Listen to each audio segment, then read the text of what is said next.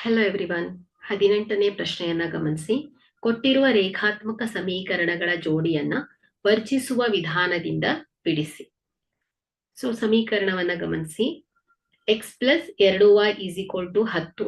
ಎರಡನೆಯ ಸಮೀಕರಣ x plus y is equal to 6. So ಈಗ ನಾವು ವರ್ಜಿಸುವ ವಿಧಾನದಿಂದ ಇದನ್ನ ಸಾಲ್ವ್ ಮಾಡಬೇಕು. ಸೊ ಸಮೀಕರಣ 2ಅನ್ನ ಸಮೀಕರಣ 1ರಿಂದ ಕಳೆಯೋಣ ಮಕ್ಕಳೇ. ಸೊ ಏನಾಗುತ್ತೆ ಇದು ಎಕ್ಸ್ ಪ್ಲಸ್ 2y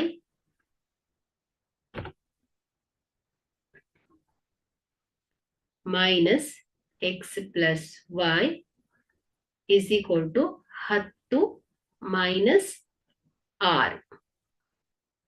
ಸೊ ಇಲ್ಲಿ plus x plus 2y minus x minus y is equal to 10 minus 6 ಅಂದ್ರೆ 4. So plus x minus x cancel ಆಗುತ್ತೆ. ಸೊ 2y ಮೈನಸ್ ವೈ ಏನಾಯ್ತು ಹೇಳಿ ವೈ ಈಸ್ ಈಕ್ವಲ್ ಟು ಏನಾಗುತ್ತೆ ಹೇಳಿ 4 ಬಂದಿದೆ.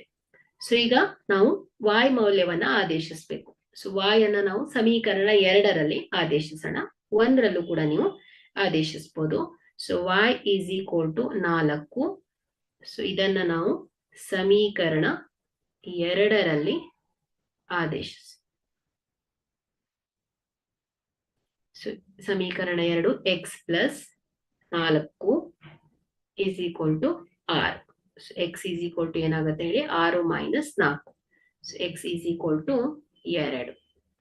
ಹಾಗಾದ್ರೆ ಇಲ್ಲಿ ಎಕ್ಸ್ ಈಸ್ ಈಕ್ವಲ್ ಟು 2 ಮತ್ತು y ಈಸ್ ಈಕ್ವಲ್ ಟು ಏನಾಗುತ್ತೆ ಹೇಳಿ 4 ಆಗಿದೆ. Thank you.